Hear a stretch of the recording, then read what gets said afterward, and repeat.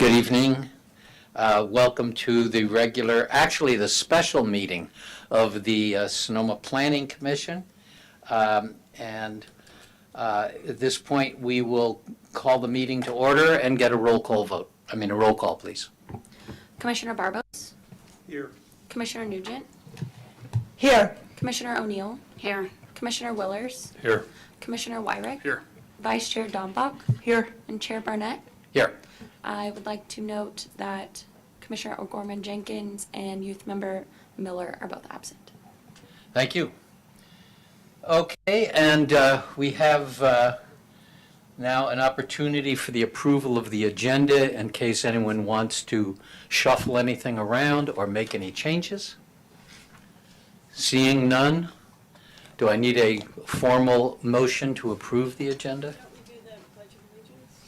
It isn't on the, it comes after the approval of the agenda. Okay, so do we need a formal motion to approve the agenda? Yes, we do. Would someone like to make a motion, please? So moved. Second. Roll call, please. Commissioner Barbose? Yes. Commissioner Nugent?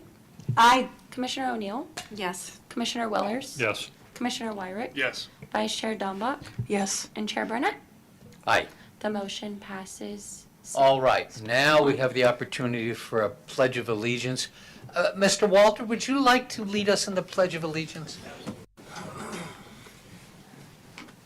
I pledge allegiance to the flag of the United States of America and to the republic for which it stands, one nation, under God, indivisible, with liberty and justice for all.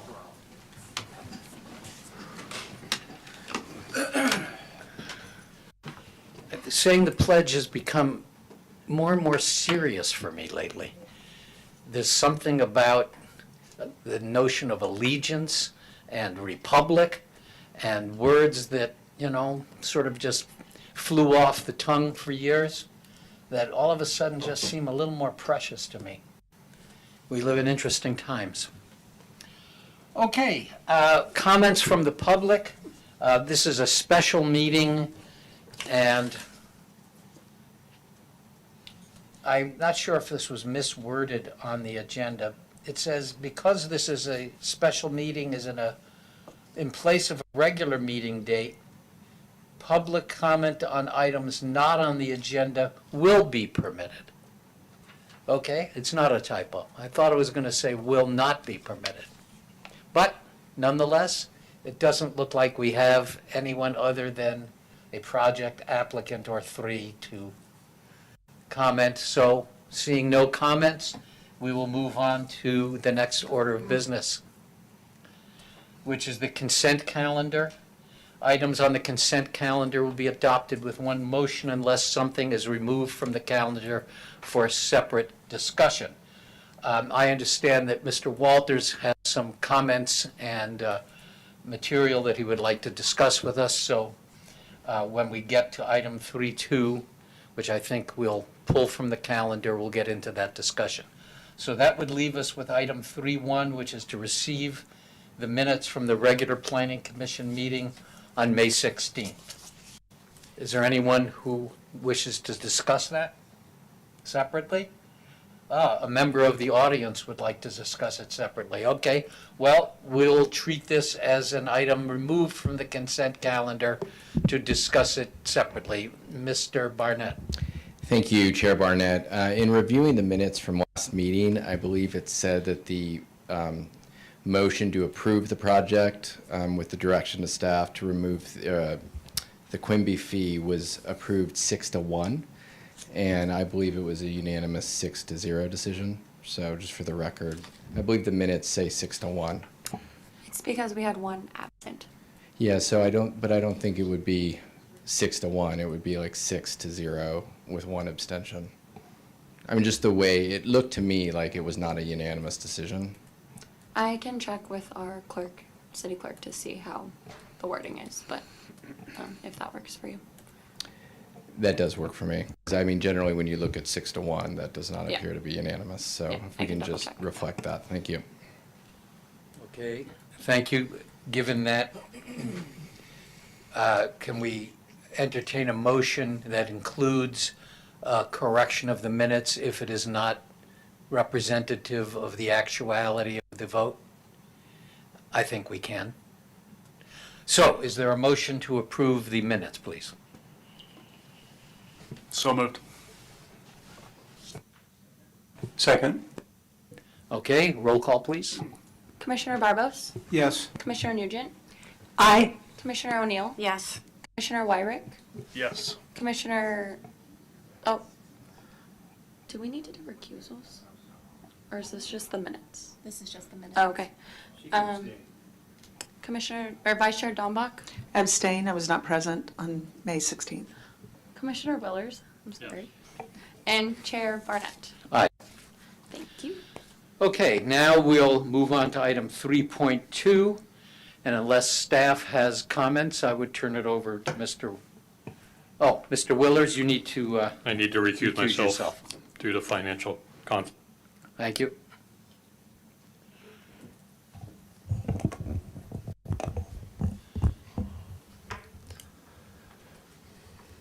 Mr. Walters, you have the floor. Thank you. As you know, at the last meeting where you discussed this project, the commission indicated that the Quimby Act fees that were proposed to be added as a condition of approval should be deleted, subject to submitting the resolution that was drafted in before you to the city attorney's office to develop language that would support such a waiver. And our office looked at it, and we concluded that there was no language that could support a waiver. And I'd like to go through the reasoning for that. The Quimby Act was adopted over 50 years ago by the state of California, and it created a methodology for counties and cities to impose fees for the development of new and the rehabilitation of parks and open space, actually parks and recreational facilities. It provides that the amount of the fee that can be imposed is that necessary to provide for those facilities for an equivalent of 3 acres for 1,000 persons in the subdivision that's being assessed for the fee. But if the entity in question already had more than 5 acres per 10,000 people, is it 10,000 or 1,000? 1,000 people in the city itself or the jurisdiction itself, the fee could be that amount necessary to provide 5 acres of park per 1,000 residents of the subdivision in question.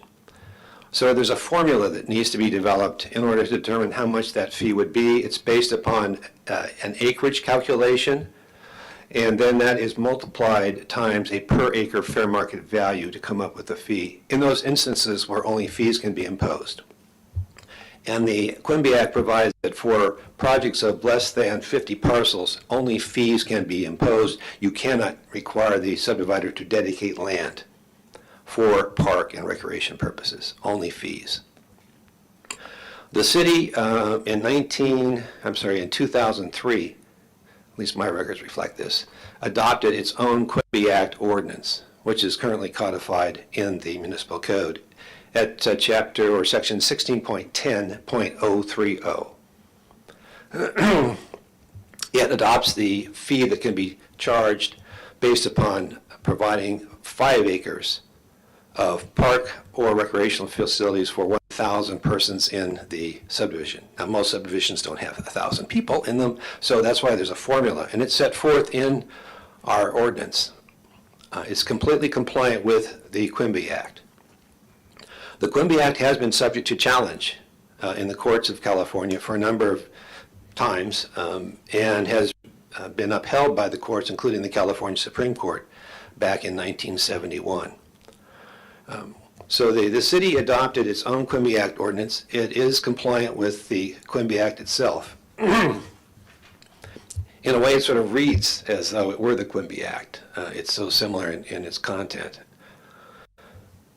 That act was then utilized and has been utilized to impose parkland and recreational facilities fees on subdividers in the city of Sonoma for over 20 years. And that occurred here too.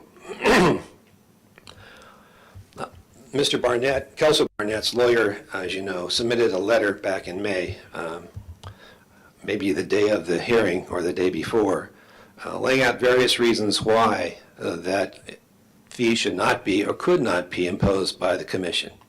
It's my understanding, I wasn't here, that Kelso Barnett himself reiterated some of those points, maybe all of them, to the commission, and the commission was persuaded. In my opinion, those bases are without merit. And I'd like to go through those bases and why they do not, in my view, hold water. First, as I mentioned before, our own code, the municipal code at 16.10.030 C and D, use the word shall to describe the discretion the commission and council have in imposing the fee. There is none. It says the city shall impose a dedication or fee obligation upon a subdivider in accordance with the provisions of the code. Number two, and there are no exceptions that would apply to this particular project.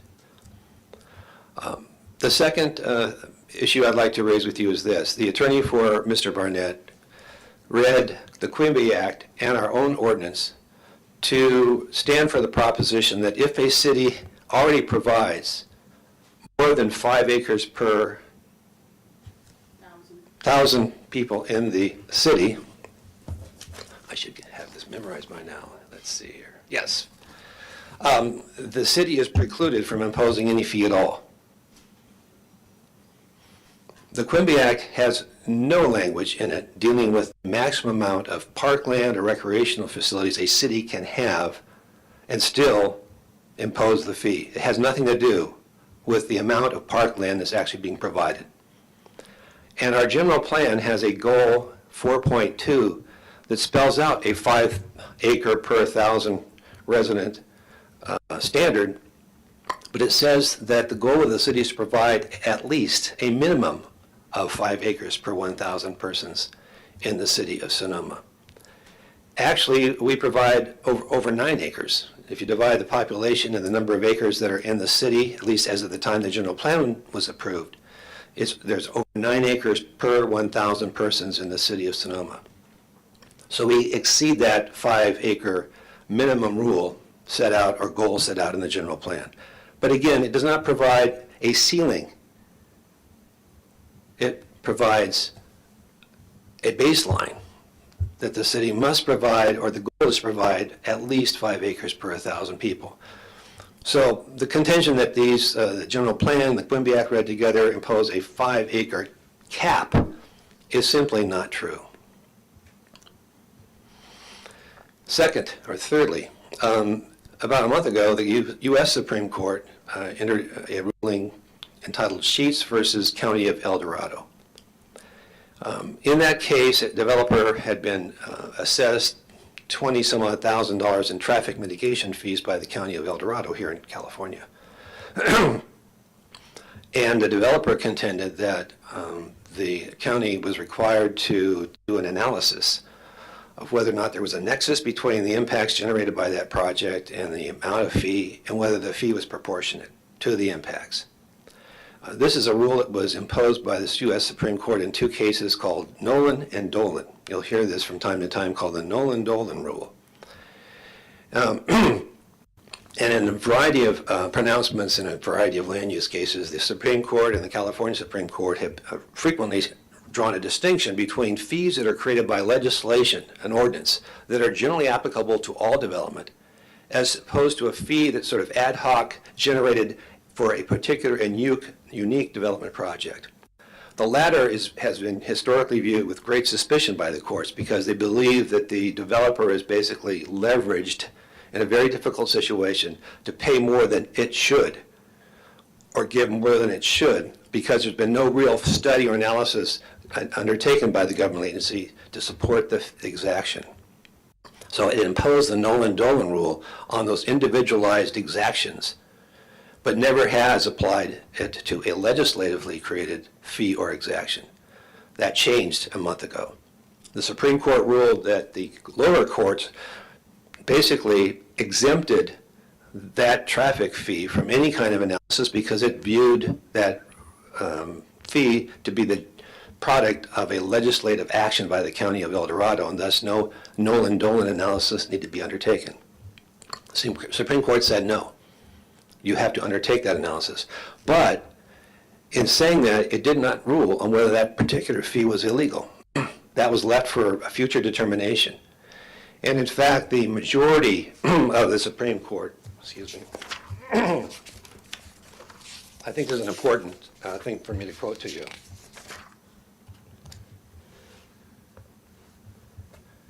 The majority rule is basically carved away from its decision the determination as to whether or not this Nolan-Dolan principle would be applied evenly, equally, or similarly in all circumstances which arose involving a challenge to an exaction or a fee.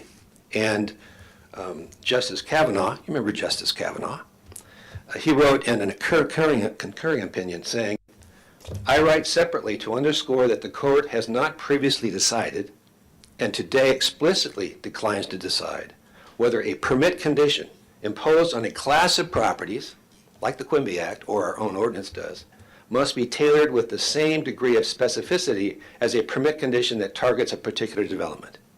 Importantly, therefore, today's decision does not address or prohibit the common government practice of imposing permit conditions, such as impact fees, on new developments through reasonable formulas or schedules that assess the impact of classes of development rather than the impact of specific parcels of property.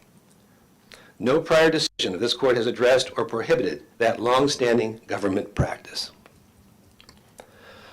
So the Sheets decision does not stand for the proposition that the Quimby Act fee imposed by or proposed to be imposed on this subdivision is somehow subject to this new and rigorous nexus test articulated in the Nolan-Dolan line of cases.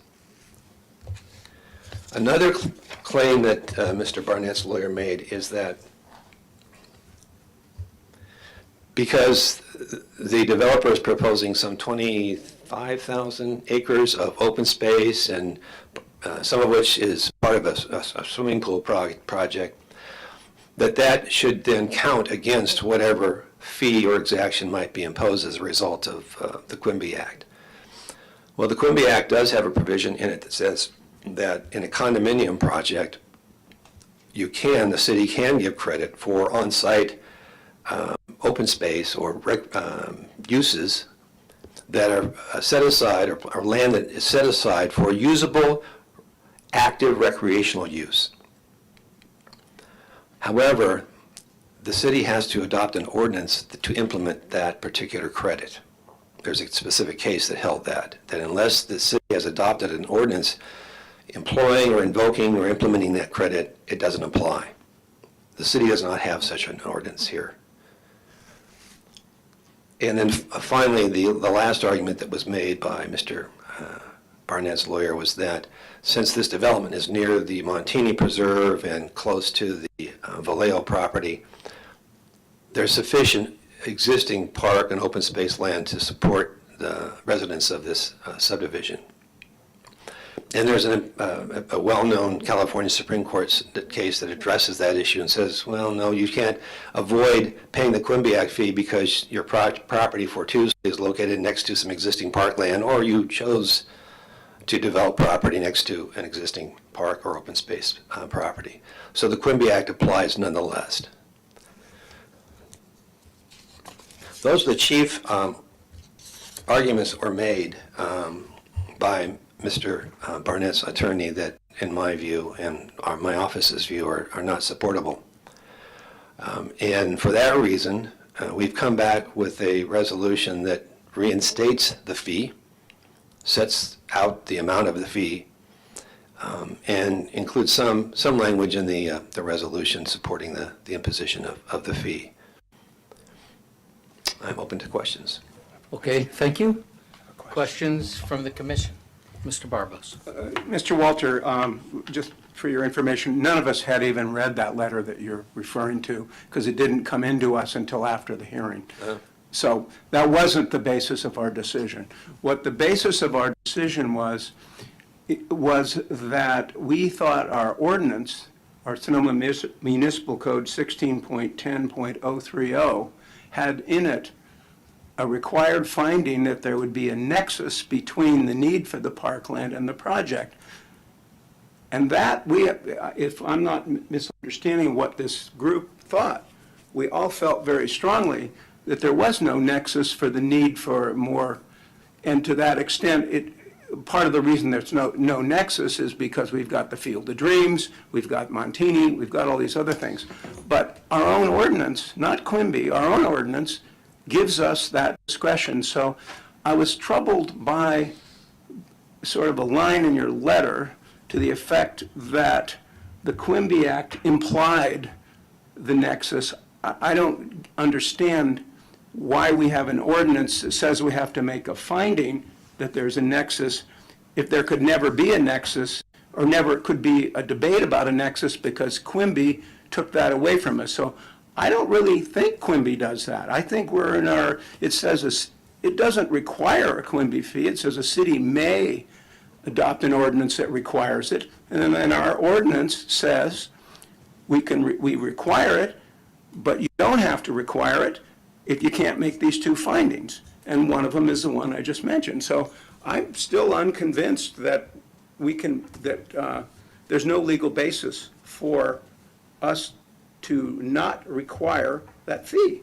I mean, I just don't see this implication in the Quimby Act that negates our own ordinance that we were free to adopt and with any language that we wanted whatsoever, provided that it allowed for a Quimby fee.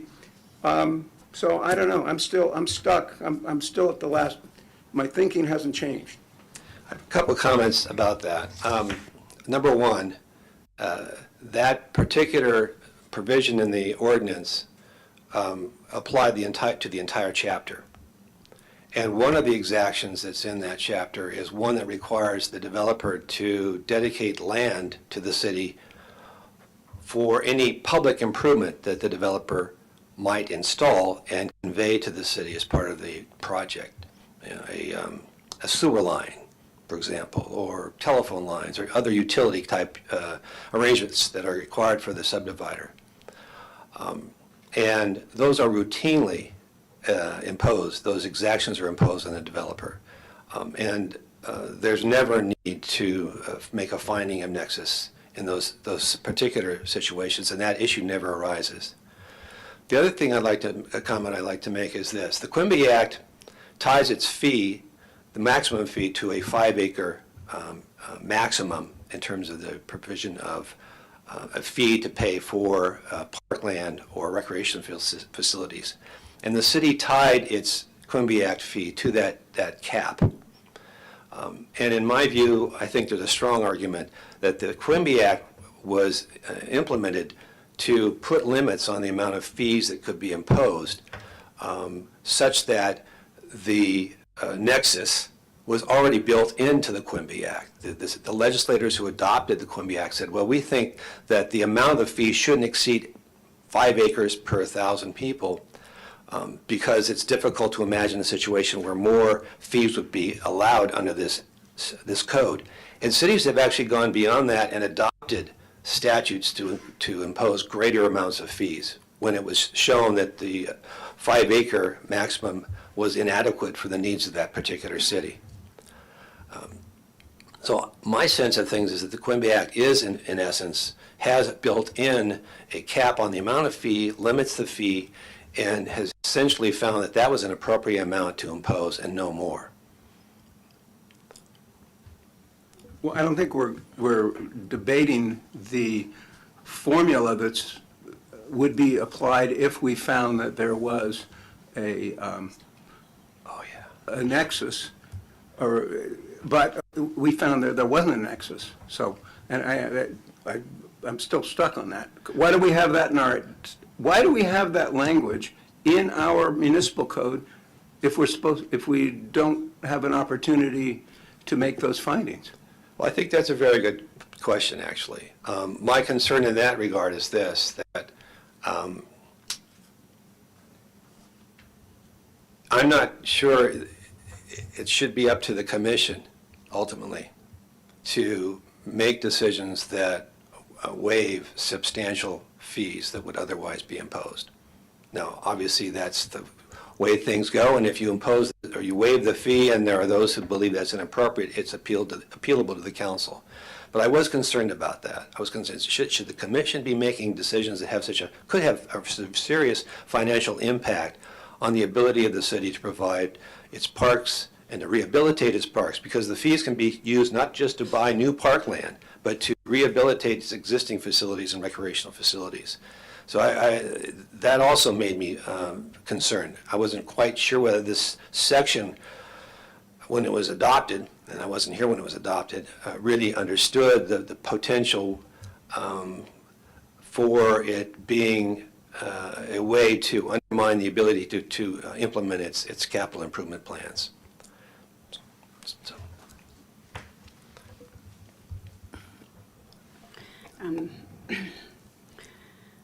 I think a lot of the discussion, I would agree with Commissioner Barbose. The attorney, though we share the same last name, we're not related as far as I know, his letter was meaningless to me. But I did, what I came to was in our code where it says the review authority may require any of the dedications or exactions described in this chapter through conditions of approval of the proposed tentative map only after first making findings which, A, identify the purpose, B, demonstrate there's a reasonable relationship between the need for the dedication or exaction and the characteristics or impact of the subdivision. And that's where we got to and said, this is infill property. We want these 31 units built. We look forward to the property taxes that will generate probably $300,000 a year coming in. We don't want to impose on them the punitive damage of these Quimby fees, making these affordable units less affordable. And so our thought was they are providing open space to their own residents. Our code allows us to require it, may not. As you mentioned, the Supreme Court ruling says permit fees are not prohibited, but it doesn't say they're mandatory. So I think I'm still in that position where I'd like to impose huge fees on the developers, but is that really making sense when we're trying to make these units affordable so we can get them on the market, get them built, get housing, and start generating $300,000 a year in property taxes? So I'm stuck on that piece because it says we may. It doesn't say we shall. And the Supreme Court ruling says, again, that it's not prohibited, but it doesn't say it's mandatory. So I'm not seeing where it tells us that we have to do this. And I'm still feeling that. I've got a question. When the 5-acre determination was established as part of a formula, was that part of the original Quimby Act of the 70s? It was. Okay. I think it's worth noting that the price for an acre of land in 1971, or whatever it was a far cry from the price of an acre of land within the city limits of Sonoma today. What may have appeared to be a reasonable exaction, which is what it is, in the context of the economics of that time, has certainly been altered, and given the inflated price of land over the course of what is nearly 50 years, it is 50 years, would seem to me that with no, not subject to any determination as to whether that formula is still equitable is an issue for me. And there appears, because of this formula, to be no flexibility on the part of the commission to adjust the size of the fee because we're to a fixed formula that has to do with land value. It would be an easier decision if there was discretion on the commission's part to determine a fee, but as you noted, it is not generally customary within the purview of the Planning Commission to establish fees. It's something that's done by ordinance by the City Council. So it's an area of concern to me. So that's my comment at the moment. Anyone else, Mr.? Yeah, I do have a question for Jeff when he's ready. Yeah. So, a lot of talk about this word may. So if the word may doesn't build in some discretion for this commission, how does the word may in 1610-020 apply to the chapter and all of its subordinate language? Well, I wasn't. We're looking back 20 some odd years to figure out what was said, meant by the things and the words used by the council in adopting this. And my sense of things is that that section that you just cited, the 1610-020, sets out a general proposition of law, and does give, on its face, does give the commission the power to waive the fees that are set forth in that chapter if you find there's no nexus, or that the fee imposed is not proportionate to the impact. I struggled with that, frankly. I didn't understand why that was in there, to be honest with you. And we talked a bit about that, or actually a lot about that. David Ruderman and I did both. And it struck us that the Quimby Act itself had structured its own fee amount and the rationale in support of the fee amount in a way that sufficed for that nexus analysis. But to be honest with you, these points you raise are good. A strict reading of this language does give the commission the authority to find that there's not that sufficient nexus, and the fee can either not be imposed or a lesser amount should be imposed. Thank you. Yeah, the way I read this is that it's only if the two findings enumerated are made, then the commission may impose fees and dedications, which shall then be done in accordance with X, Y, and Z subordinate sections there. This might be a question better addressed to the director. Have we done any research as to how we've applied the Quimby fee to historically over the past, 10, 20 years to similar development? Our assistant city attorney may know better. I have looked in the past couple of years, and yes, I've not seen any reference to them not being applied to a subdivision in the past. So I also think, which is why we had that conversation at the last meeting, it's an awkward placement of a may. If you look further in the code, 30.030 says shall. The next section says may. The next section says shall when it talks about right-of-way dedication. And then the next one is about schools and it says may. So it's an interesting thing to look at. And it's also something that when we talk about development impact fees that we will be looking at more with this Sheets ruling and with Quimby Act and other different types of exactions of what those differences are. I also tried to find the history of this code section, because sometimes what happens is we add things and we don't look at what that means in context of the whole chapter. And I have not been successful in that. Okay, thank you. Yeah, in my experience with the penal code anyway, I kind of read it like a flow chart. Like if this is true, then okay, next. If this is true, then next. And to me, the word may kind of poses a Y in the road. And if the answer is yes, then you proceed. If the answer is no, then you don't proceed. I'm trying to think if I have any more questions here. I think I'm good for now. Thank you.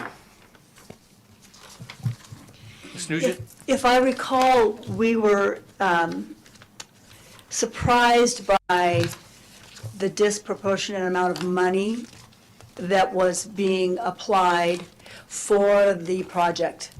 And so that is what spurred the conversation. whether we are going to,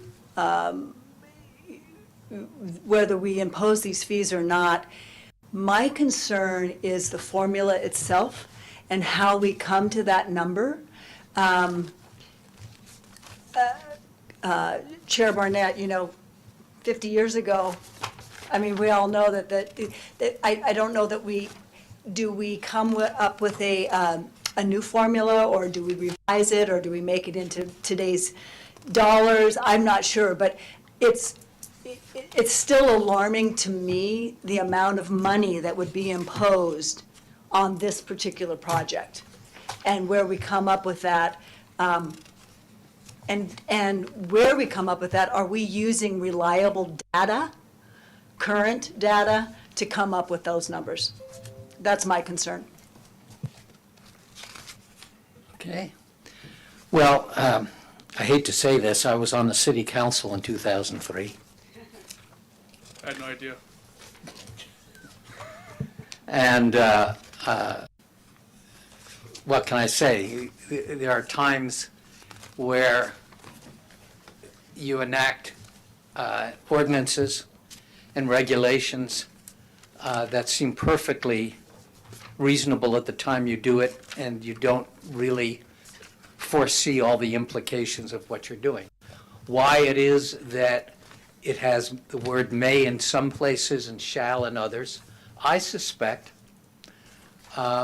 was not an accident or an act of something that was not deliberate.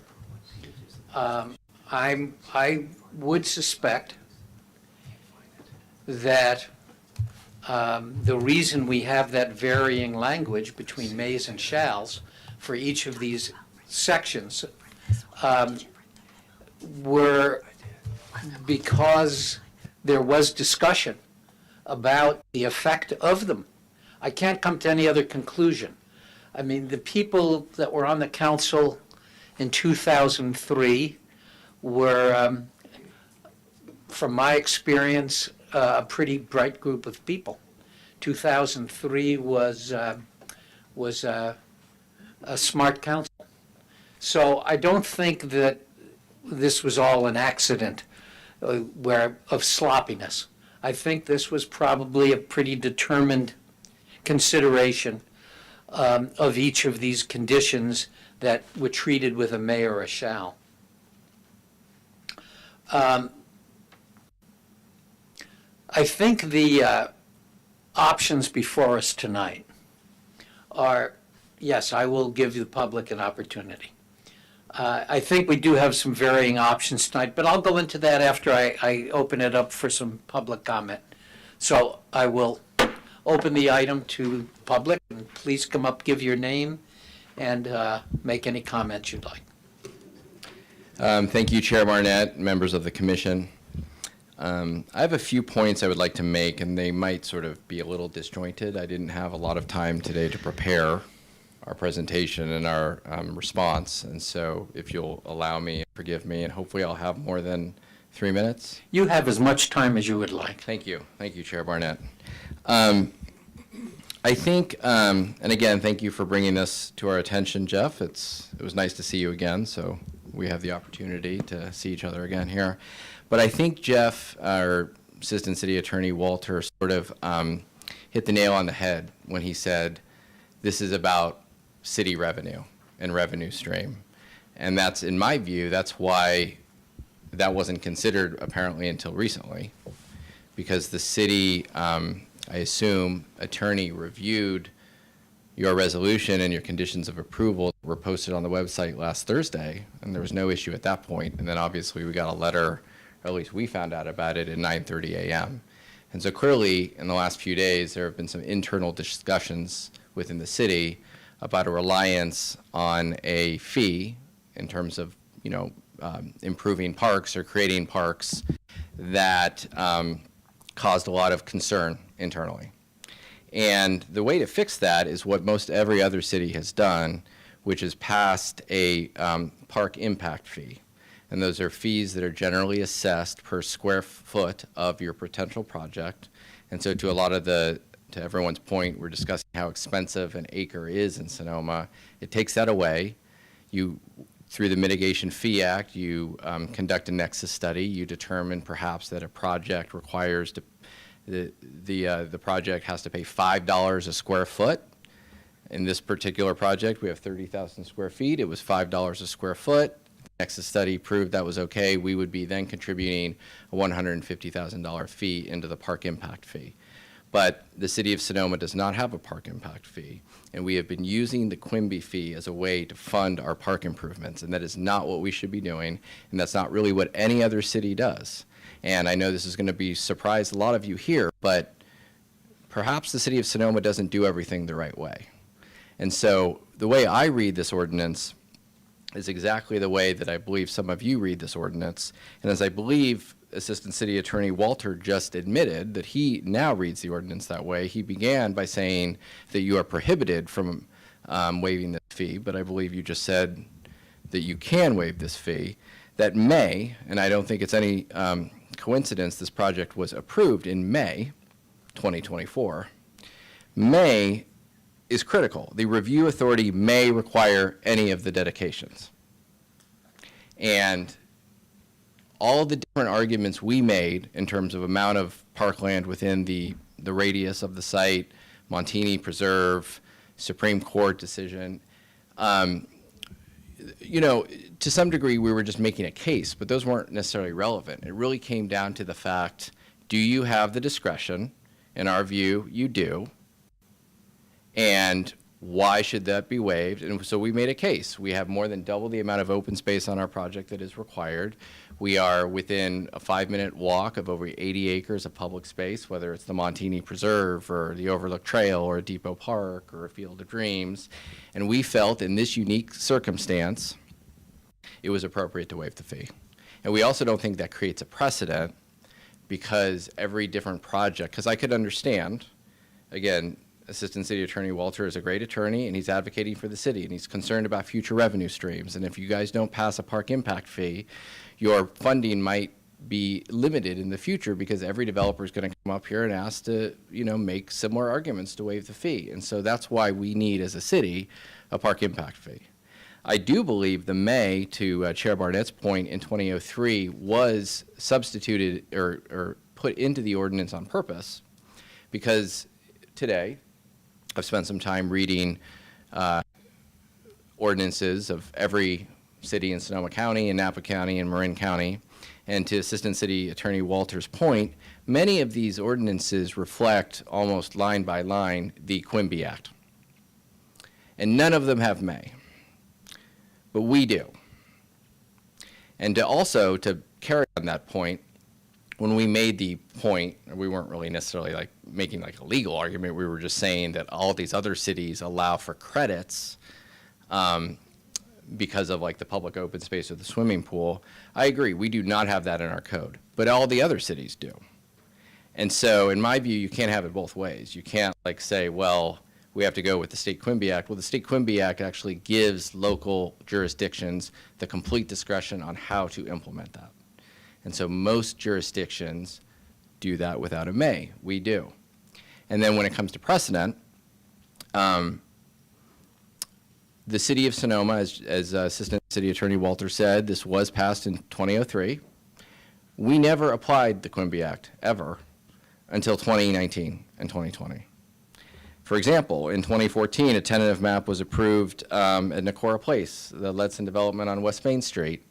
I have the conditions of approval right here. No Quimby fee. And so, one of the council members that approved it was a council member Barbose. And so my point being, and from what I understand, like my argument has now changed because the city attorney has now said you are not obligated to impose this fee, but in my view, the code always gave you flexibility on whether or not you want to impose the fee, and that has historically been proven. And I would argue more tentative maps have been approved by this planning commission and our city council in the 21 years since this code was implemented as an ordinance without a Quimby fee than with one. And as we said at our last meeting, and I remember Commissioner Barbose said that it would be much easier because the key again, you have the discretion, but then I believe Commissioner WIRICK brought this up. You have to, and Commissioner Barber, you have to make the findings. Literally, the next section of the code says, demonstrate there's a reasonable relationship between the need for the dedication or exaction.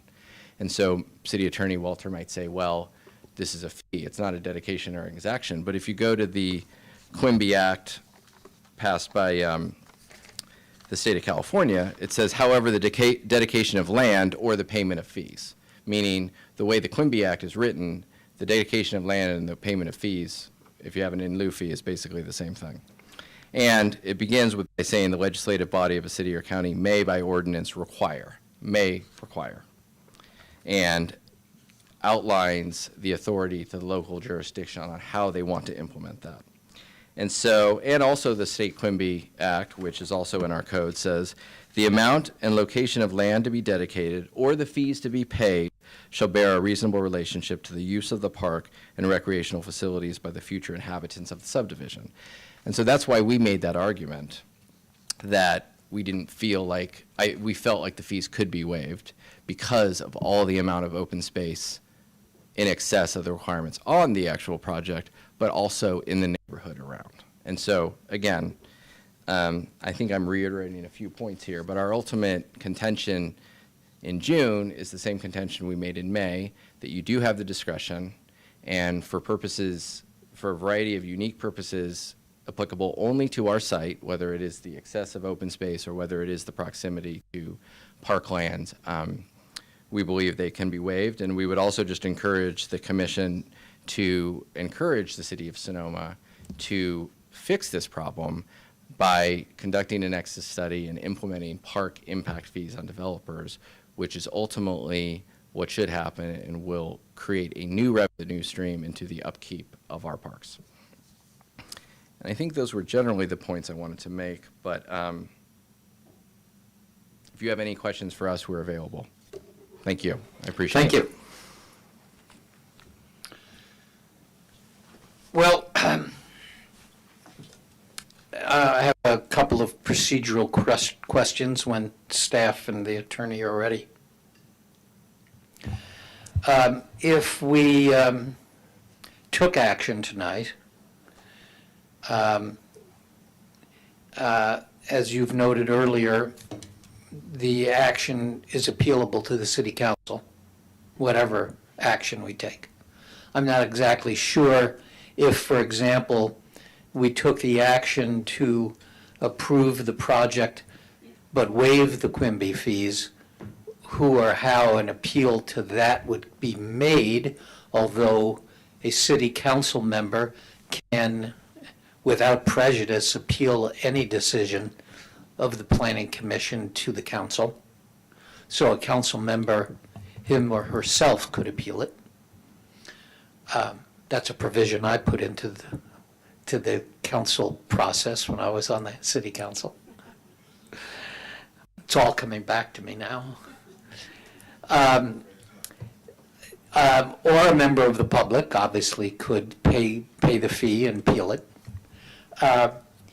So that's one option. Another option, and I'd like to hear opinion on this, would be to continue this item to a subsequent meeting. The basis for that would be that we have not even come close to exhausting the total number of meetings allowed for the hearings on a particular application. This would only be the second meeting out of 5 that are allowed. So if we had a third meeting in which we decided to make a determination, it would still allow 2 subsequent meetings, which would allow for an appeal if necessary, or that would be it. And I'm not sure whether it's fair to both the commission and the applicant to have the city attorney's opinion on this brought up so close to the meeting itself. In other words, the memo that we got from you, Jeff, was yesterday or the day before. The applicant may not have has not seen actually your memo, I believe, because it was sent in confidentiality to the members of the commission. And I'm not sure whether they're entitled to see it or can see it, but in any event, there's a question I'm raising. And I'm not sure whether it's fair to the applicant to essentially bring this up at the last minute before the planning commission hearing, and whether or not they deserve, more time to process and answer this, even in more detail than Mr. Barnett has already tonight. So can staff address some of those questions for me? I have a couple of comments. I summarized most of those points that you raised about the memo, the confidential memo that was sent to the commission in an email to Mr. O'Neill yesterday afternoon, late afternoon. So he has, and we've been going back and forth over those issues for most of today. Number two, I think if we're willing to spend 5 to 10 minutes rolling up our sleeves and going through the resolution that's before you for tonight, that actually imposes the fees once again, I think we can strike out. It's a little messy, but I'd like to propose we avoid having another meeting. And I think we can do that in fairly short order. We don't need to have extensive findings. As you say, unless somebody appeals this decision, it's the final decision of the city. So I'm suggesting, if it's all possible, we go through the resolution and the conditions of approval that are before you that include the fee and rationale for it, strike out that language, insert something to the effect that because due to the unique circumstances of this project, the findings required by 16.10.020 cannot be made, period. It's as simple as that. We're done. So if that's something that the commission is willing to spend a little time on, that would end this matter. It would need not to come back to the commission Okay. again. Well, let me ask the applicant, is it acceptable to you for us to go ahead and try to resolve this matter tonight? Yes, I mean, as much as I like spending time in this room and with all of you, maybe we can do that in another venue, but we would all love for this to end tonight if that's the will of the commission. And I guess my only question would be, I thought that the resolution that was posted originally addressed it that way. And so, Oh, is this the original Well, one? we'll see and we'll go through like, I it. thought there are like 2 resolutions you can choose from tonight. So, thank you. Okay? That was my understanding. There are 2 resolutions. The one that was provided to you this morning was the optional one, based on the opinion of the city attorney, so that you did have the options in front of you. So we do have the 2 resolutions We do. for that. It's not as simple as what the assistant city attorney just commented, but they are both available to you with the conditions of approval as well. Okay, well, we certainly, I think that what we want to do is we want to do this right. And if it's everyone's opinion that we can do it right tonight, I have no problem with our spending and whatever the additional amount of time we have to spend to bring this to an equitable solution. What this case is telling you is that there actually are 2 sets of resolutions and conditions of approval before you tonight. Yes. One set follows your direction of a month ago, the other set reimposes the fee with certain rationale built into it. So you already have a resolution teed up tonight. You don't need to do any wordsmithing at all that waives the fee. And that set, that resolution and conditions of approval are before you tonight. Okay, thank you. And Mr. Barnett? I just have one question related to that, and Carol just brought that up. The original, do the findings only need to be made in the resolution, or do they also need to be referenced in the conditions of approval? It could Because be either, but it's best to have them in the resolution. And that's where they are, but they don't, it doesn't even appear in the conditions of approval, so if No. they do It need doesn't to- appear at all in the conditions of approval, and the conditions of approval are referenced in the resolution. Okay, so, sounds like everything's great. Thank you. Okay, well, unless there are further questions on the part of commission members, Mr. Barbos? Well, I liked the succinct language that Mr. Walter just proposed, and I haven't gone back and, does the first resolution proposed just simply, does it cover the, can't make the findings that are required by No, it the doesn't. code section? Because I think that that's key to our decision, and I would like that in there myself. I'd agree with that. I think that we need to document that this discussion did happen and that the findings were made that the Quimby fee is not appropriate. Okay, I have a suggestion then. The first page of the resolution that waives the fees, I think it's the one that waives the fees, and Jennifer can correct me.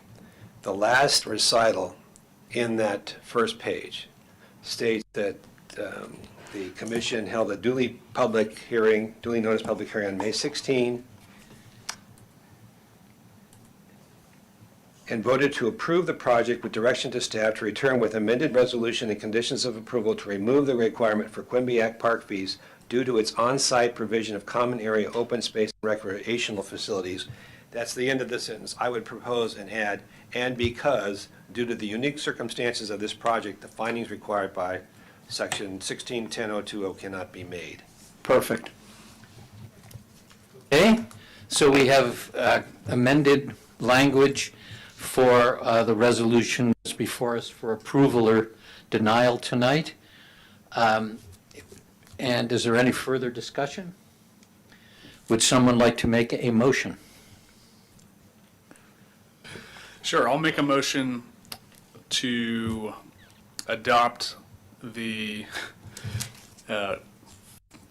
findings of approval as reflected in the May 16th meeting. Where are we? Okay. Strike that. I will make a motion to adopt a resolution approving the tentative subdivision map, use permit, planned development permit, design review, lot line adjustment, and demolition permit application of the applicant for construction of 31 for-sale condominium residences at 254 First Street East, including a categorical exemption pursuant to section 15332, with the modification as enumerated by Assistant City Attorney Walter. Thank you. Is there a second? Second. Roll call, please. Commissioner Barbos, Yes. Commissioner Nugent, Aye. Commissioner O'Neill, Yes. Commissioner Willers, sorry, Commissioner Wyrick, Yes. Chair Barnett, Aye. Vice Chair Dambach. Abstain because I wasn't present on May 16th.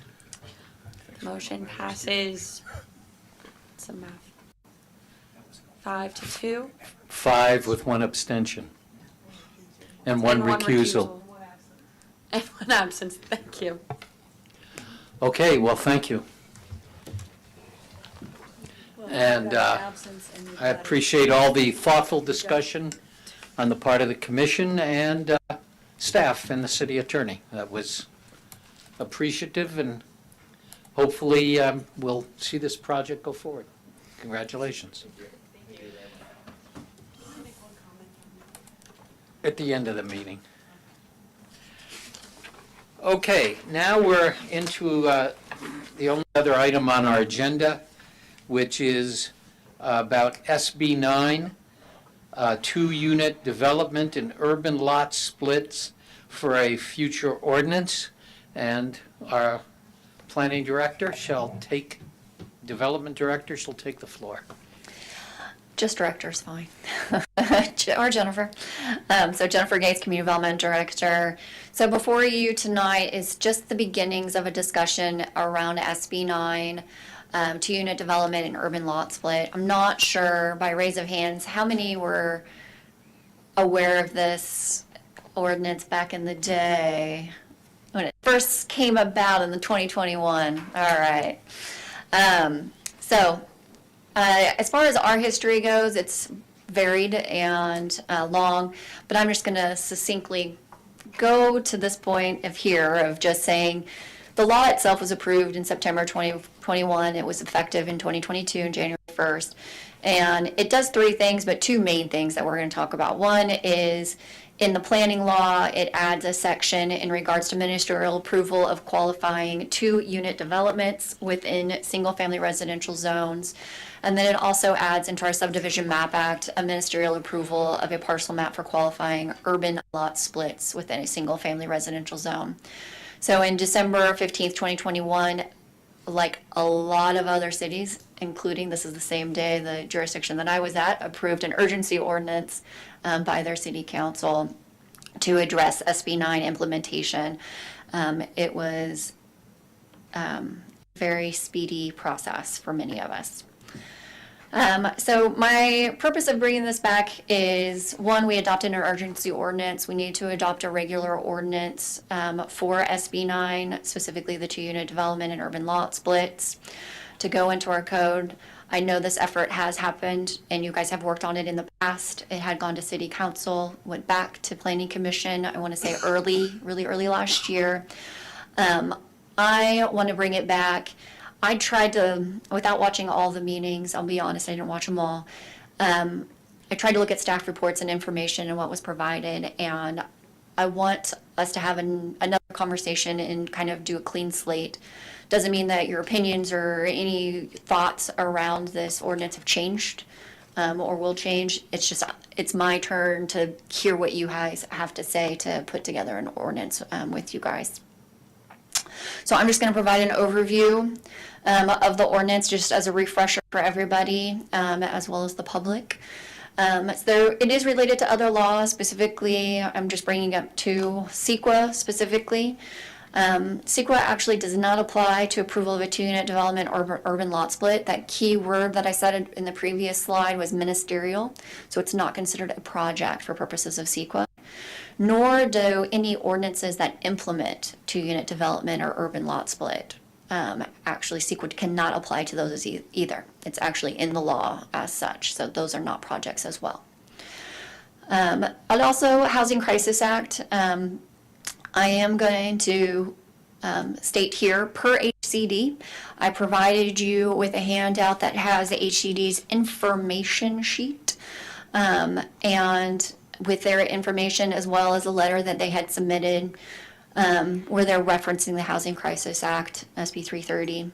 So per HCD's comments, it's local implementing ordinances should not reduce the intensity of land use on housing sites, including reductions in, etc.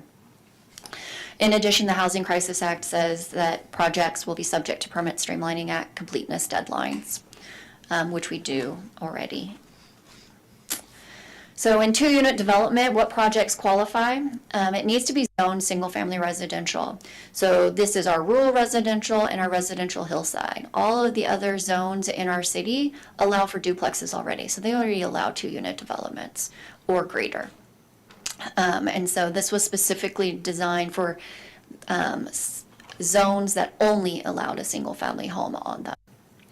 So the other aspect is that the parcel must meet location requirements that are identified in a completely different section of the code. And this section of the code states that a property cannot be prime farmland or farmland of statewide importance, which we do not have here. I did check that. Wetlands, any land that's identified for conservation or under conservation easement, which would be an example of this would be the Montini Preserve. A habitat for a protected species. The property cannot be unless meeting specified requirements within a very high fire safety zone. An example of this is if we as a city allow development in the very high fire safety zone through the application of additional fire code in the building process, then we would allow it for this as well. So if your code says no development at all, then you could apply no development rule. Also, hazardous waste site has specific aspects about cleanup. Within a delineated earthquake fault zone, same application as the high fire, there'd be certain code requirements. And then also with the 100-year floodplain or floodway, again, certain requirements are placed. Typically in floodplains, we see them raised. The footings and everything are raised above that floodplain. Also, for 2-unit development, what projects would qualify? The site cannot be listed. It's very specific. It says listed historic landmark or located within a listed historic district, either statewide or local. The project would not alter or demolish a deed-restricted affordable housing, rent-controlled housing, housing that invoked the Ellis Act in the last 15 years, which I do not I'm not aware of any here in the city. And housing occupied by a tenant in the last 3 years, so renter housing. The idea is that an owner has not evicted somebody in order to do this. Also, the project would not demolish more than 25% of the existing exterior walls unless either A, the local agency allows otherwise, or B, the site has not been occupied by a tenant in the last 3 years. For urban lot split, what projects would qualify? The lot split results in 2 approximately equal-sized lots. 60-40 is the maximum split that would be allowed. Each lot is at least 1,200 square feet. So this would require a 2,400 square foot lot if you were going to do like a 50-50. But for anything, if you did a 60-40, then the minimum lot size would be a 3,000 square foot lot. The lot split was not established on a prior SB 9 lot split. So you can't keep splitting the lot continuously once you do the lot split to get down to that smaller size. In addition, neither the owner nor any person acting in concert with the owner, so you can't be in partnership, has previously subdivided an adjacent parcel through an SB lot split. So if you had a subdivision map coming through, you have one owner, they could do one of those lots if it met those qualifications and it was in a certain type of zone, but they couldn't do all of those lots. The requirements required for approval of the 2-unit development on a single lot. They did list out everything again in the urban lot split except for the 25% exterior wall demolition provision. So in policy considerations, which we did put in the staff report as well, what standards may be applied to a 2-unit residential development.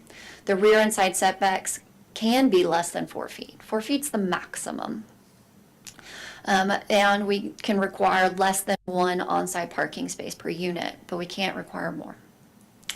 What standards cannot be applied to 2-unit residential? Any standards that are subjective or any standards that would physically preclude the development of 2 800 square foot primary units. And I want to use primary, make sure we're using primary units versus accessory dwelling units. Those are different. In addition, what standards must be applied or may be applied to urban lot splits? We can require easements needed for provision of public services and facilities. This is normal and typical for any subdivision or map. We want to see where those utilities are going and making sure they're identified on that map and that no development would occur on top. Requiring access to or providing access to or adjoining a public right-of-way. Allow more than 2 primary units on each parcel created through an urban lot split. So if a lot is divided into 2, and I'm going to show you an example of this, you could get 2 units on each one of those lots. So that's 4 units. Under the urban lot split section of the state law, it says that the city does have the ability to decide whether or not they want to allow ADUs. The rear and side setbacks, again, can be less than 4 feet, and again, can require less than 1 on-site parking space. I do note that it does talk about 1.5 mile distance to a high-quality transit corridor or a major transit stop. This is typically a 15-minute run on a bus. We do not have a 15-minute running bus here in town. What standards cannot be applied to urban lot splits? We can't impose regulations that require right-of-way dedications or construction of off-site improvements. We can't impose any other owner occupancy standards. One of the standards that must be applied is that the applicant must sign an affidavit stating that they intend to occupy one of the units as their principal residence for at least 3 years. We can or cannot apply that standard. You can apply that one of the units must be occupied by the owner in an urban lot split. You cannot apply anything more than that. You cannot require the correction of non-conforming zoning conditions as a condition of approval. So if there is an existing building on that site, and when you split that lot, the setbacks don't comply, you can't make them comply, is what it's saying. Non-objective standards, again, As we know, the state's really focusing on removing all subjectivity in decisions, including from a ministerial process. And then any standards that would not physically allow the development of the two 800 square foot primary units on each lot. The standards that must be applied, just to reiterate, the applicant must sign the affidavit that the applicant intends to occupy one of those units, so one of those four, if they choose to develop four. Require that the uses be limited to residential uses, so no short-term rentals. And that goes with the second one as well. Require that the rental of the units be longer than 30 days. Mr. Barbos has a question. Yes. We asked this before, but I don't recall where we ended up. On the applicant signing the affidavit of intent to occupy one of the units, what if it's a corporation or an LLC? They don't occupy units, people occupy units, so how's that work? Whoops. It is a very good question. The question that has come up also is, how do you enforce an affidavit? It's also one of those questions that I've had around that affidavit. Typically, when you have an LLC, you do have membership of that LLC, you have multiple members. What I have seen is that one of those members intends to occupy or signs an affidavit saying that they would occupy one of those units in an LLC.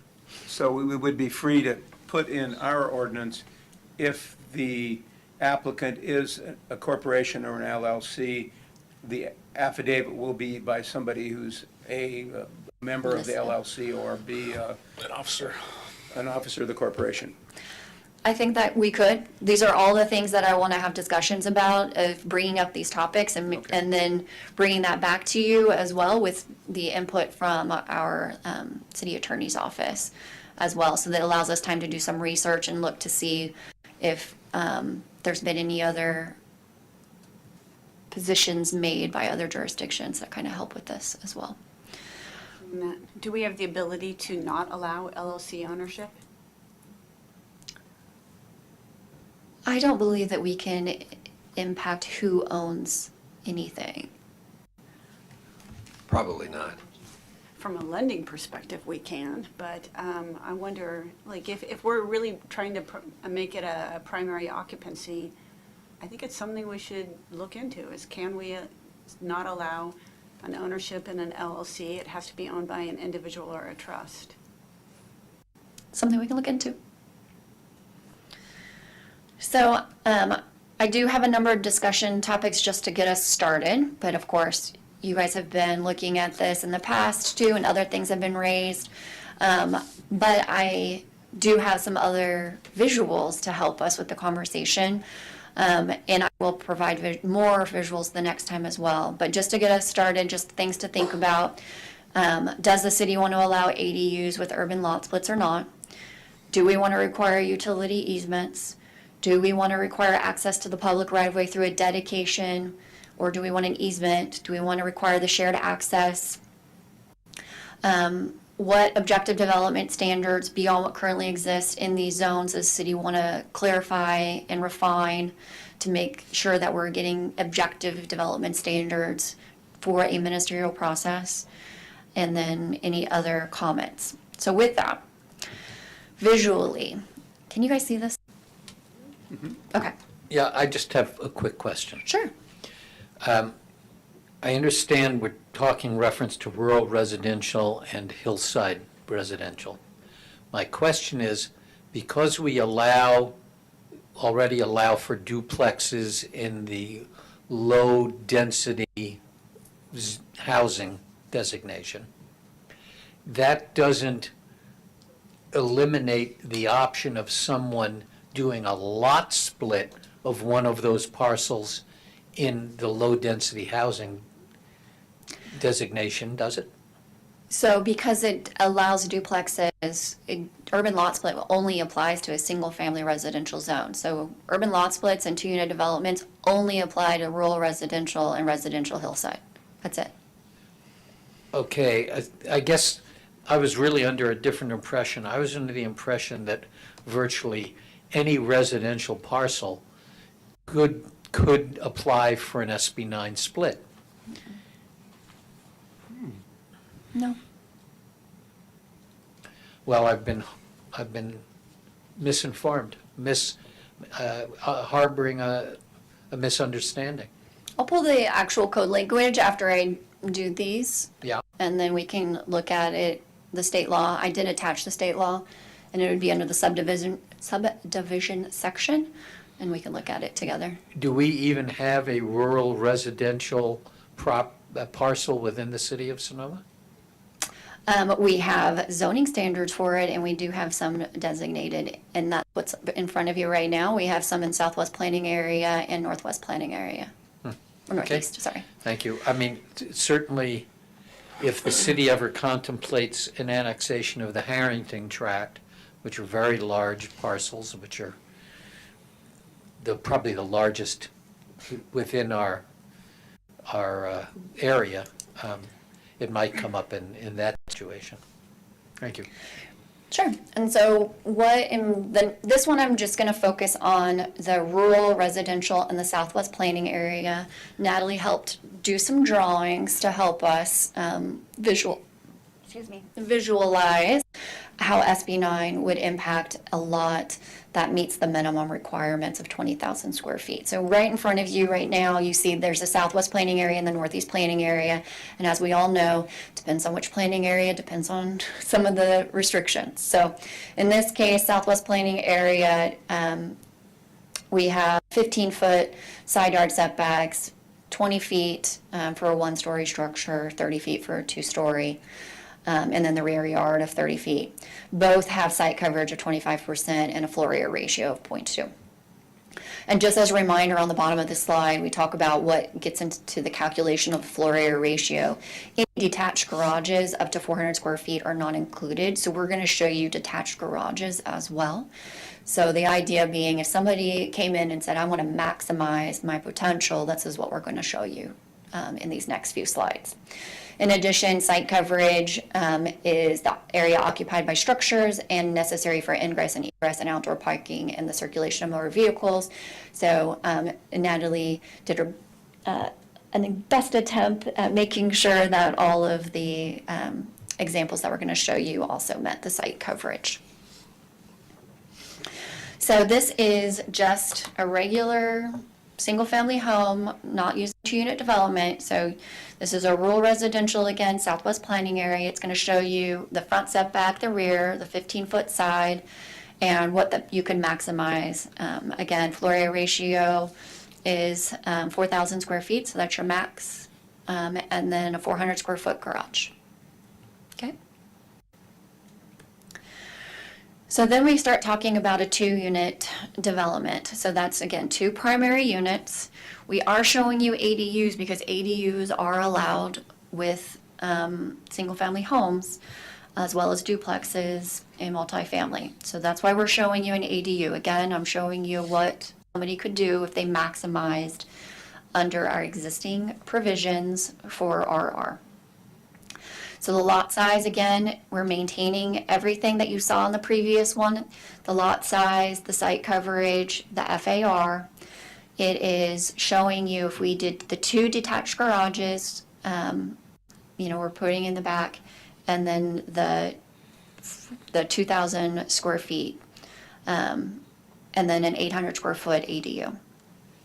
And where would the lot line be? This is split no like lot this? line. This is just a two-unit development. No split. So it's not technically a split? It's just a two-unit development. And if somebody applies for an SB 9 split, it is technically the creation of two separate parcels that can be conveyed and sold separately, am I correct? Correct, and we'll go to that one in the next I see. slide. Okay. So this I one, think it's important to remember, though, that there are two scenarios that SB 9 allows. One is no lot split at all. Just pile them on, that one parcel, just pile them on. And you can put up to 4 units on that one parcel without splitting it. The other scenario is you split them and you get to put 2 on each resulting parcel. Right. This diagram in front of you is not the lot split scenario. So this is again, showing 30-foot setback. It's also showing you the 4-foot, because we do, with the code for SB 9 and ADUs, there's a 4-foot side yard and rear yard setback allowance. So it's kind of showing you what that is. That gray section is the driveway that would go to the back. And this is a situation where we are showing you a shared driveway scenario. Again, with the site coverage requirements, we'd probably see a shared driveway in most cases. So this is the example of a 2-unit development with the urban lot split being a 60-40 lot split. So I took a 20,000 square foot lot and did a 60-40 split. So one lot's going to be 12,000, the other lot's going to be 40, and then we're going to get the different building sizes because of that FAR at 1,600 square feet on the 40% lot. So you can see that they're already, just by the code itself, is only going to allow the 800 square foot unit if they did a 60-40. And then the 60 would get 1,000 square foot lot. So I have a question about that. So you mean by the code, that is the current R&R with the 15-foot setbacks? That is with the 4-foot setback, but it's with the FAR. The FAR of 0.2 on each lot. Okay. With the 2-unit development and not a lot split, is it the same APN and do they have the same address? So with the 2-unit and without a lot split, yes, it would be the same APN. They would get separate addresses. Okay. And And the lot split is going to allow for a new APN. would allow for a new APN and they could sell off the lot.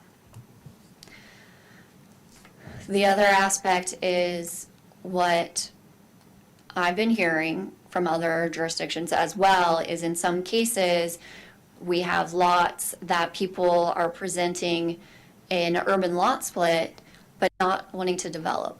They just want to split the lot and sell the land and keep their side with just their house and just to sell off the other side. So that has been happening too. I've been hearing applications in other jurisdictions around that. There's other times Is that being allowed? depends on the jurisdiction, but yes, that has been allowed. The other aspect I've seen as well is the 2-unit developments, just doing the second unit, but that's the same thing sometimes as an ADU and a single-family home. So, but like an ADU, it's a ministerial process. So it's been interesting to kind of see how people are applying. And Ms. Gates, we were chatting about our existing urgency ordinance, as I recall, requires this lot split application to include an application for development. So that would not be allowed under our current urgency ordinance. You have to build when you split. You cannot just split off and leave one of them vacant. Now, whether that's lawful or not, we don't know. And is the germination of all of this is just to provide more housing? Oh, sure.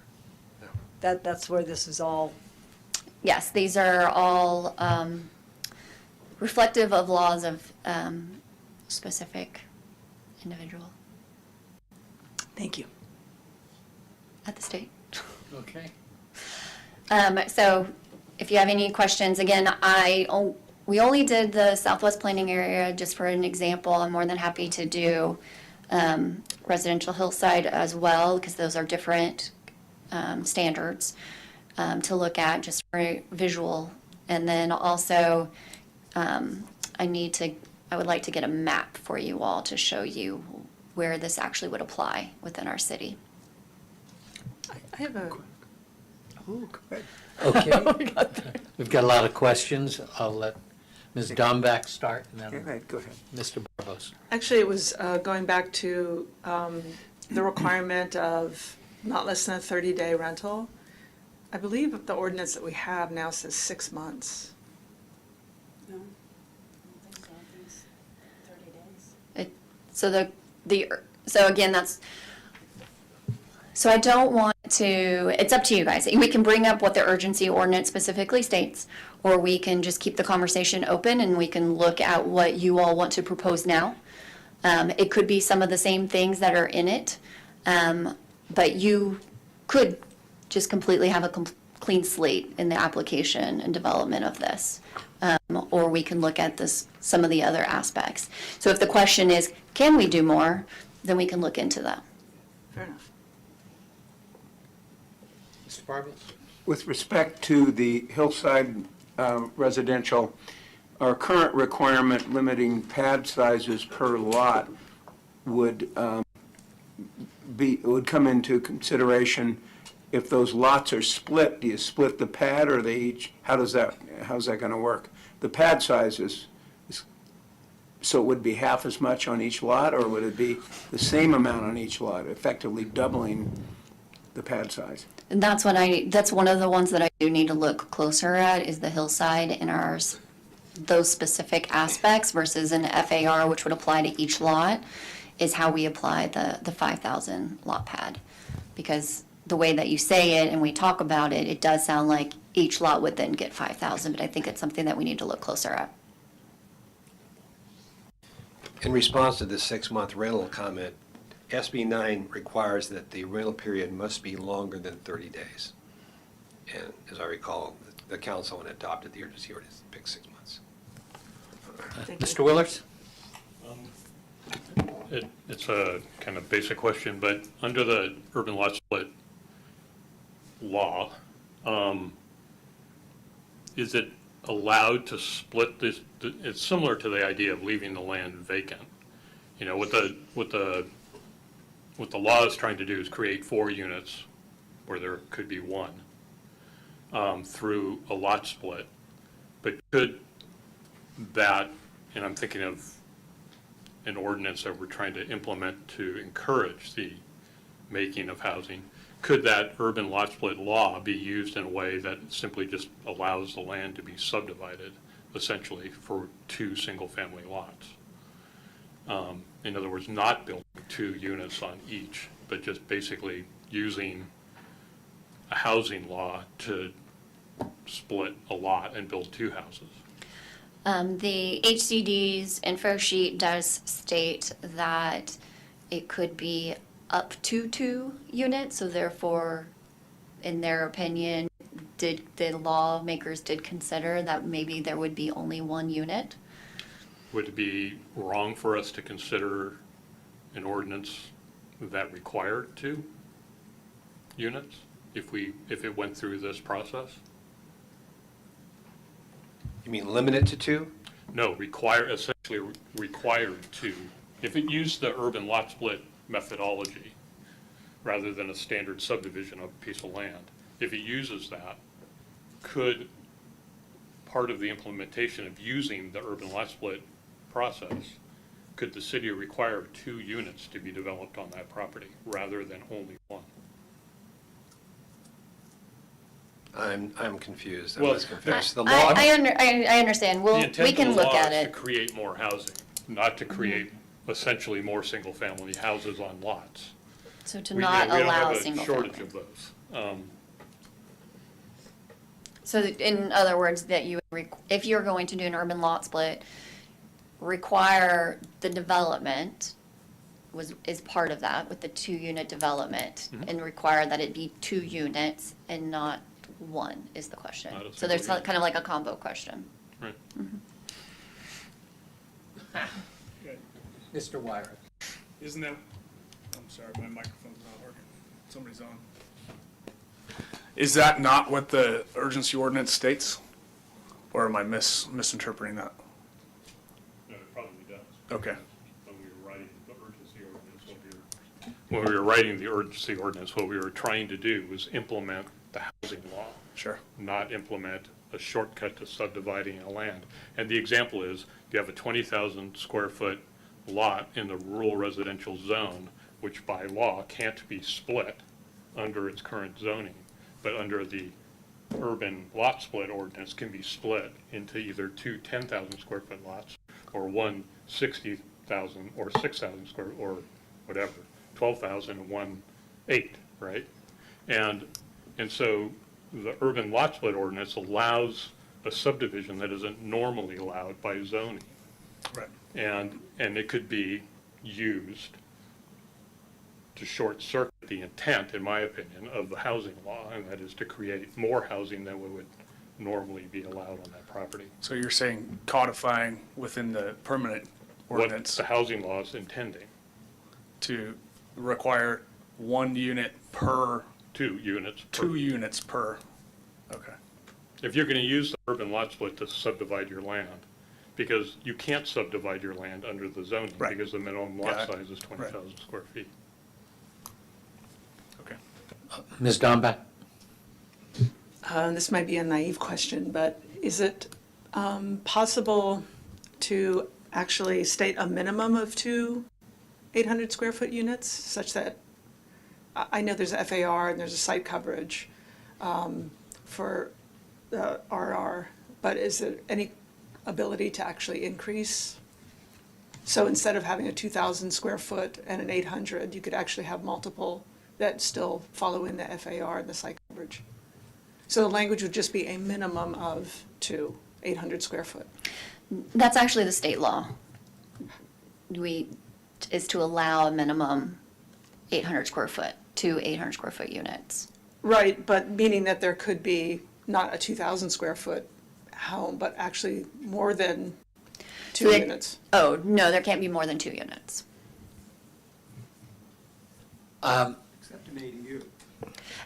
Except for the ADU. Without the urban, so 2-unit development can have ADUs. You guys haven't opined yet about and whether or not ADUs would be allowed in the urban lot split. Do we, and I'm sorry to go back to this, but I'm finding myself nonplussed. Do we have a minimum lot size for the low-density residential zones? What is the minimum lot size? I think on average it's 5,500 throughout each planning area. It's different. It's different throughout each planning area. Yes, I mean, my recollection But is Natalie's there's right. no, It's between 4,500, 4,800, and 7,500, so it's about 5,500.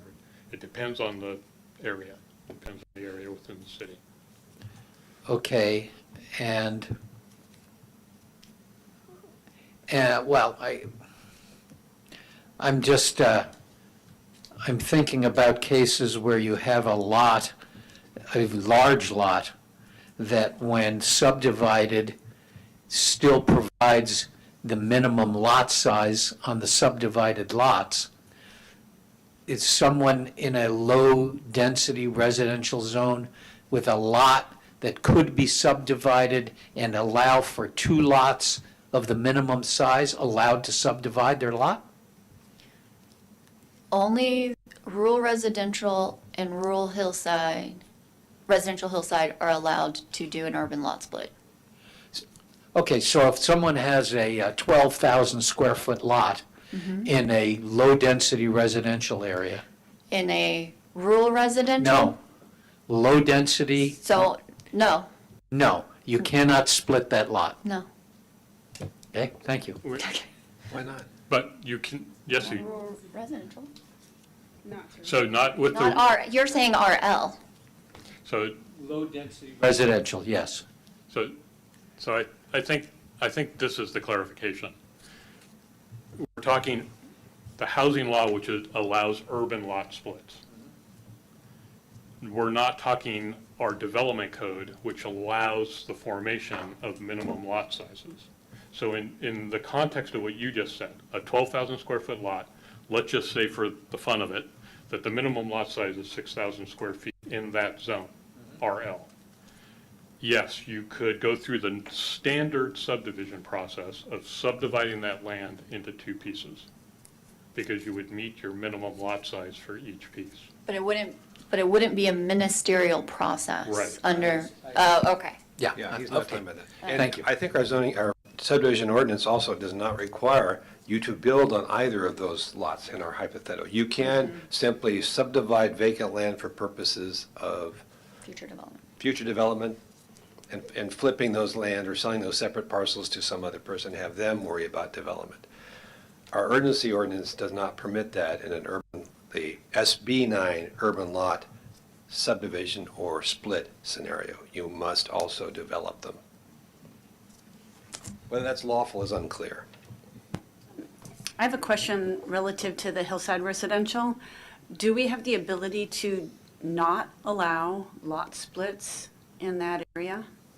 Because that is a big part of our scenic backdrop of Sonoma, is that we really want to protect those hillsides.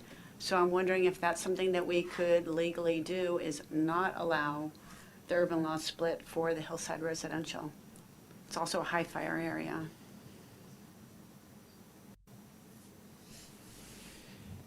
And this, unless there's a basis set forth in SB 9 that would prohibit such lot splits, I do not think we can do that. Just a blanket prohibition of SB 9 lot splits in the hillside residential zone, and that would probably not fly.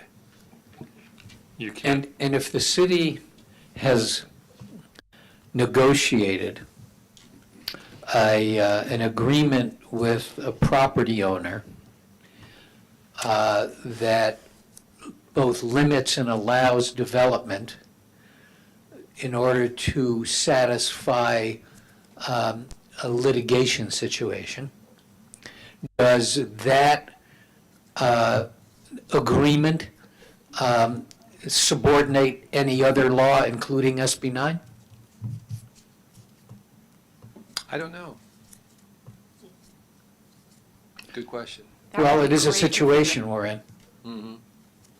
So, There's been no indication or inclination, to my knowledge, that that's an intent at this point. We're just, no, but just Fighting over wondering, I'm what- just wondering, which ruling takes precedence?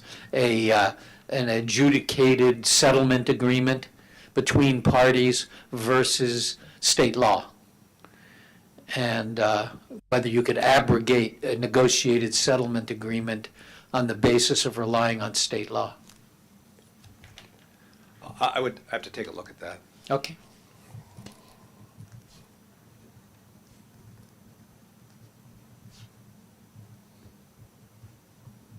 Well, you've raised a lot of issues here. They opened up quite a can of worms. Let me get a sense of the commission here as to how we would like to proceed. Our development director has provided a whole series of questions for us to answer, as well as a lot of background information and examples as to the implementation of this SB 9 land use rule. Do we want to pursue this conversation tonight further? Or do you want to take what we've heard so far and absorb it, and we will agendize it for a future meeting? What's the tenor of the commission? I would like to have it come back to us at a future meeting. I would also like to see an inventory of the number of lots. Oh, public comment. Oh, I would like to see an inventory of the number of lots that we're talking about that would be potentially apply to this ordinance, so that we could have a sense of how many lots we're talking about and where those lots are located. I will get to public comment. Anybody else have an opinion about how we'd like to proceed? I'd like to have it come back to us. I'd like to see on a map visually what lots we're talking about. Okay. Anyone else? Mr. Willers? well, I'm fine either way. Okay. I'd be happy to talk about it tonight. Okay, well, it's only 20 of 8, and we can certainly give it a little more time if we want to do it. It's just, at some point, we're going to have to decide what we want to put off in terms of additional discussion, so I'm just looking for how much we want to get into. At this point, let me open it up to the public, so come forward, give your name, and make your comment. Hello, Commissioners. Carolyn Marcus, 873 First Street West. To Commissioner O'Neill's comment about urban lot splits in the hillside residential, I wasn't quite clear. There was something alluding to fire danger in your presentation. And I'm just wondering if a hillside lot is in what's deemed a high fire danger location, would it still be incumbent on the city to have to allow an urban lot split? And it's almost an oxymoron to call it an urban lot split in a hillside, high fire danger area. I would just like some clarification on that. Thank you.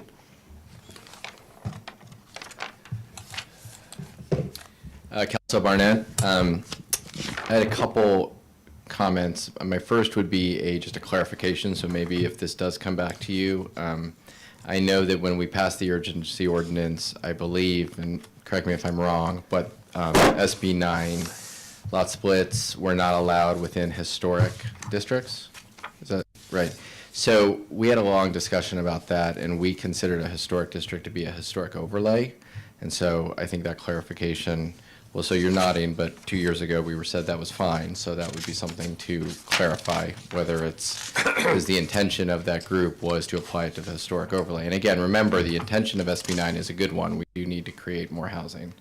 But I believe just at the time there was a debate over local control, obviously. And so to that end, we wanted to create more housing through our methods and our ordinances. And we did want to apply the historic overlay as the historic district. And then, I don't know if this applies, but just as when you come back, I was just Googling SB 9 just a few minutes ago, and apparently there was a court ruling recently. Are you aware of this, Jeff?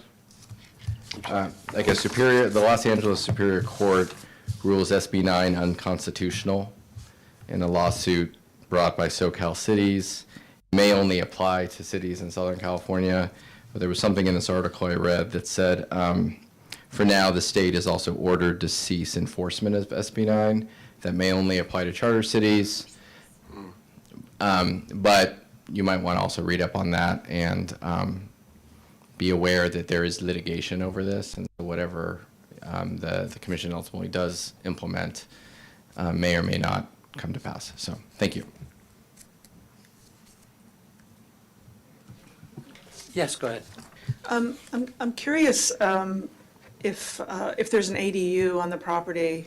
My recollection is that there has been a recent law that says you can sell an ADU as a condominium and separate it.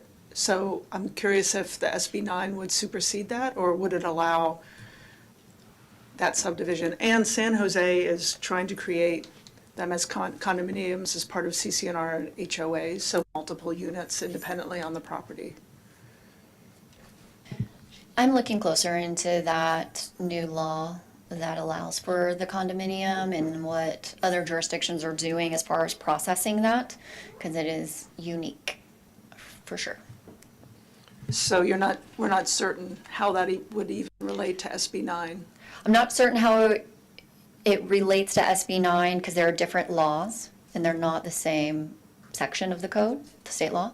So I would need to look at them and how they look at each other with the attorney's help.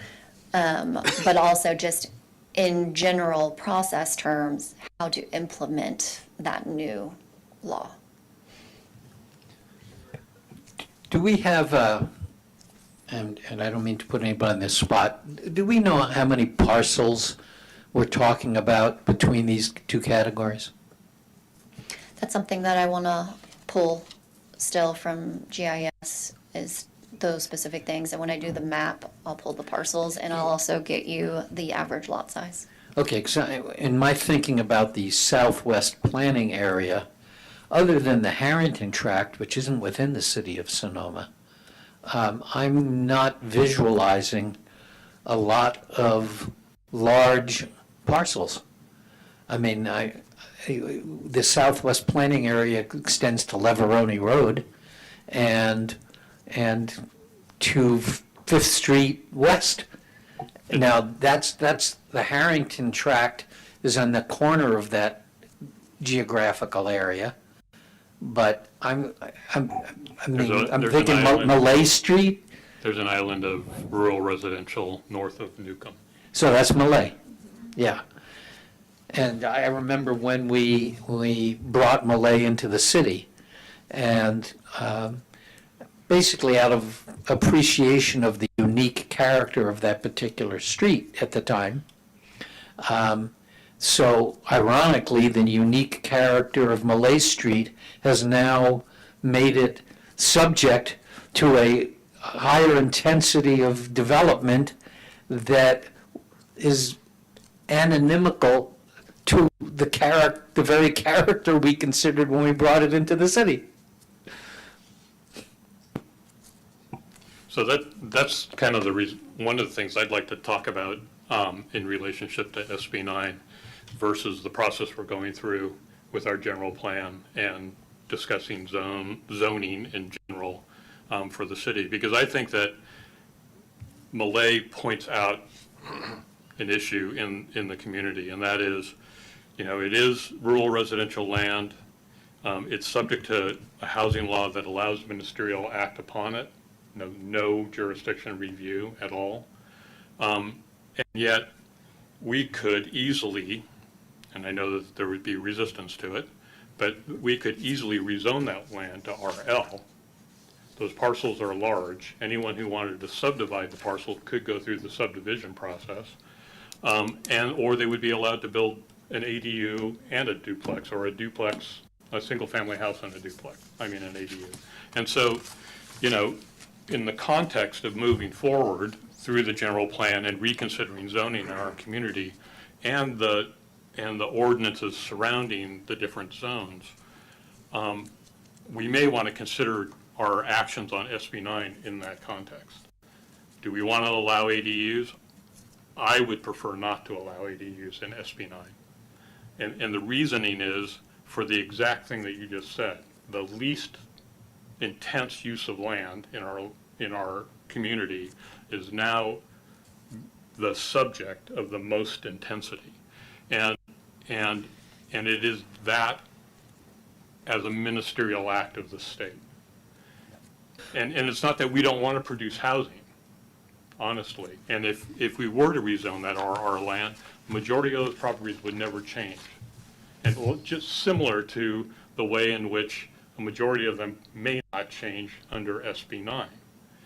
But, suddenly you have an SB 9 lot split in an RR zone because someone wants to take advantage of that law, and they're essentially, outside of the unique character of that piece of that tract of land. And so I think we should consider SB 9 in the broader context of our entire zoning ordinance and the revisions to our general plan. And it relates back to something that I said at our last meeting related to housing, and that is, how do you, even in the RL zone, how do you densify land within the context of that established neighborhood fabric? And I think some of the law is already going in that direction, because the HCD has said that you can't further restrict SB 9 beyond how you would restrict the land use as it currently sits. And so we can't say that if you're going to do an SB 9 ministerial lot split, your houses can only be X, when houses in general on that could be larger. And you get 4,000 square feet from your FAR. You can't say suddenly because you have SB 9 you can only have 2,000 square feet. We can't do that. It's already, the law is beginning to speak that way. And so, I just think that if what we're trying to do is control the edges of the property and the relationship to the context of the public space as well as the properties to their edges, the best way to do that is to formulate a way of doing that directly as we currently do, and try to apply those standards in a way that the SB 9 lot splits create the same kind of pattern in the community. Well, I'm really kind of thrown by the irony of the fact that when I was on the council and we annexed the Malay area, the discussion that we had about it was the viewing rural residential, which because it was basically county property under county jurisdiction. The discussion was how unique an opportunity it was to preserve some rural residential property within the city limits. And it was viewed at the time as a great opportunity, that it was a really unique piece of land that had had its own development history outside of city development because it was part of the county. And the whole discussion was, how do we make sure that it still retains some of those qualities? And for a walker like me who, wanders the various neighborhoods, I've always liked walking down Malay Street because it has a very open feeling to it and unique feeling. There's been some new houses built there, but it still is kind of a unique neighborhood. And yet here we are. I'll betray my cynicism here. I don't see SB 9 really as an effort to increase housing in the state of California. It's an opportunity to create the exploitation of land for housing development in California and make wealthy people richer. Now, I'm sorry I'm betraying my prejudice, but that's the way I see it. And so maybe folding it into the general plan process and rezoning it is the best option. Although we would probably be accused of downzoning, but it's an interesting way of dealing with it. I like my comment, but go ahead. How many properties have taken advantage, have utilized SB 9 In Sonoma? in Sonoma? None yet.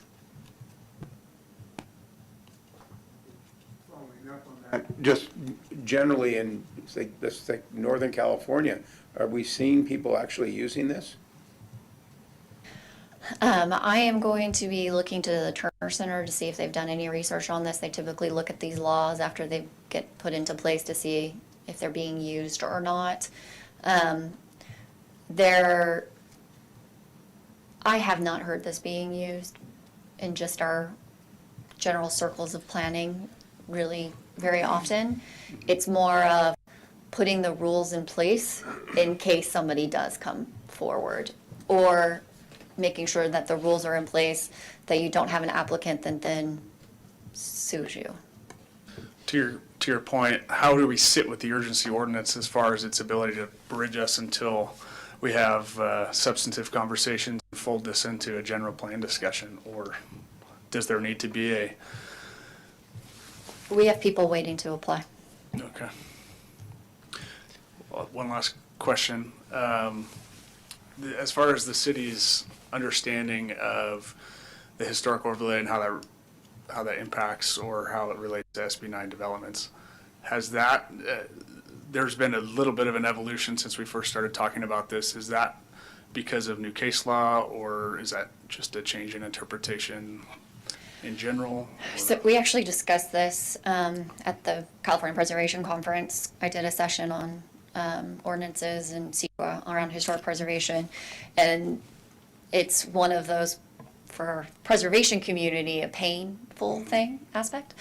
It specifically states in the law, the development is not located within a historic district or property included in the State Historic Resources Inventory as defined by Public Resources Code section, and within the site that is designated or listed as a city or county landmark or historic property or district pursuant to a city or county ordinance.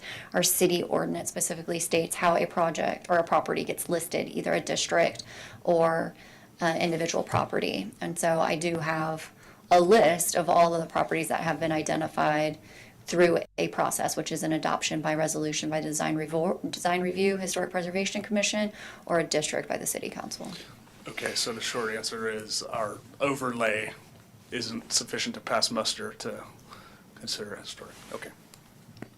Yeah, I have a comment regarding the conversation about the rural. I agree with Bill. I do think we should make it part of the general plan and rezone. But with regard to ADUs, I am open to ADUs because we allow ADUs on other smaller lots. So even if we went with an SB 9 split,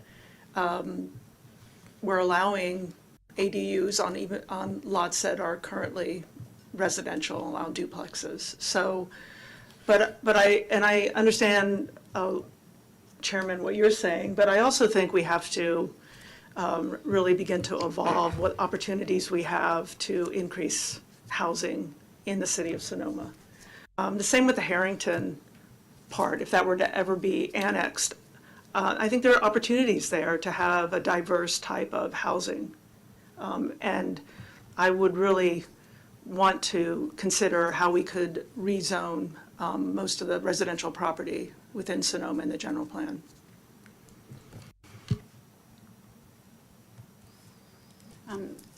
Before we rezone Malay area, I'd just like to understand if there's any unintended consequences with switching the zoning from rural residential to low-density residential, like anything about keeping chickens or whatever. Just, I don't know what there would be there, so I would just want to make sure we understand that.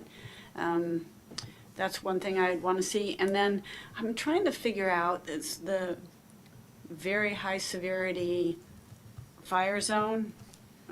Here's my map. This is off the California state, but it's not very granular. I can't really get in. It looks like pretty much all of Sonoma is in high or very high, but I think I'd really like to understand how that overlays with our hillside residential so that we can make sure that we're protecting those to the very best of our ability, and related to the question as to, you know, what lots are up there and what can happen. So I'd like to get more clarification on that. I don't think we're going to have the answers tonight. I don't expect us to, but those are the kind of things that I would definitely like to see some more information on. So I'll provide the map with the overlay of some of these constraints that we have already mapped, i.e. what's a historic resource, or where are historic districts, where is the high fire, where are our wetlands, things like that. We can do those maps as long as we have the map available to us, which we do have the floods. And I'll also provide you specific language for this code section, that the B to K. I just basically summarized it, but there's very specific language in there. And with that, I'll provide you also what we put in our code around areas that are in high fire zones, and what additional building code responsibilities they have. But didn't you say that if we, for example, the hillside zone, we determine it to be in the high fire zone currently within the city limits, it's in a local jurisdiction, and the fire department takes care of it, not CAL FIRE. You know, and under state law, if CAL FIRE takes care of it, it's a WUI, right? It has to come up to the wildland urban interface. If it's in the city, it doesn't necessarily have to do that, because the city hasn't adopted WUI as an overlay yet.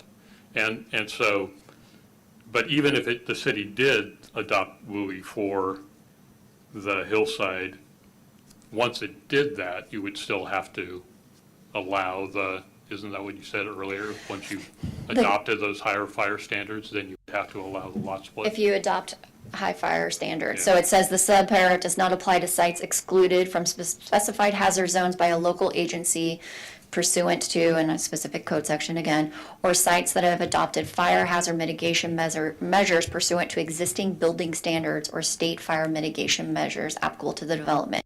In many cities, when you have high fire zones, very high fire or fuel modification zones, you have specific design building code regulations that are in place to allow for development. And if you have those, then those is what would apply. Right. And, you know, so that's where I was saying, like, those specific ones that I had listed that you can, based on whatever your local jurisdictions already have set. So hazardous waste, if it's cleaned up and the Department of Toxic Substance Control says it's clean for residential uses, then it can go.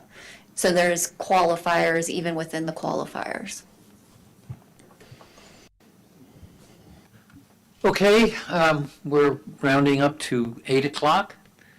Do we want to continue, or do we want to just agree that we'll bring this back for a full discussion? Bring it back. Bring it back? Y'all join in bringing it back. Okay. Sounds to me like we've done what we're going to do on this tonight. So at this point, let me ask if you have any comments or announcements, Jennifer? Just a reminder that next Tuesday is the continued discussion on the general plan, land use and existing conditions. So it's next Tuesday, 6 o'clock in this room. Okay, thank you. And I think, Sheila, you had a comment you wanted to make, and I said you could do it at the end of the meeting. I did. Unfortunately, Kilby's not here, but I do want to share my gratitude to this team of people that 8 years ago, whenever it was, when you guys were first opposing a project on First Street East, and you always said, we're not against development, we're for the right development. And you took it upon yourselves to acquire the land and come up with a proposal and get investors and mortgage the development and create something that really fits that site. And I think it just needs to be truly appreciated because you guys put your effort really right out there. You guys didn't just oppose a development. You came back with something way better and something that I'm personally very excited about. I think it's a real enhancement to that neighborhood. And I just want to thank all of you. Well done. Okay, thank you.